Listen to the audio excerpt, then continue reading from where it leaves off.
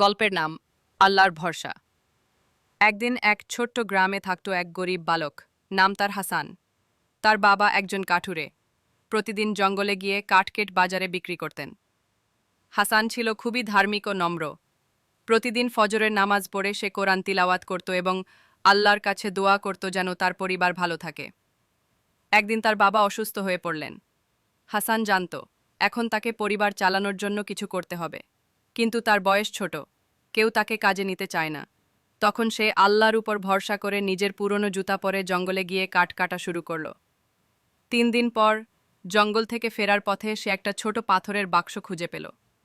বাক্সটা খুলতেই দেখে ভেতরে একটা কাগজ, তাতে লেখা, যে ধৈর্য ধরে আল্লাহ তাকে উত্তম রিজিক দেন। এই বাক্স তোমার পরীক্ষার ছিল, এখন তুমি পার হয়ে গেছো। Get smarter responses, upload files and images and more. Log in, sign. গল্পের নাম আল্লাহর ভরসা।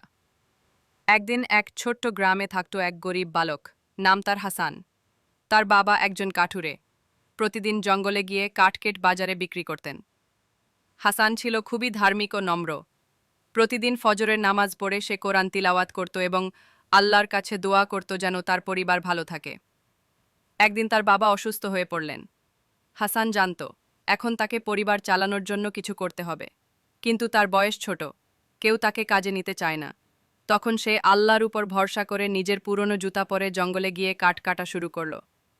3 দিন পর জঙ্গল থেকে ফেরার পথে সে একটা ছোট পাথরের বাক্স খুঁজে পেল। বাক্সটা খুলতেই দেখে ভেতরে একটা কাগজ, তাতে লেখা, যে ধৈর্য ধরে আল্লাহ তাকে উত্তম রিজিক দেন। এই বাক্স তোমার পরীক্ষার ছিল, এখন তুমি পার হয়ে গেছো। Get smarter responses, upload files and images and more. Log in, sign.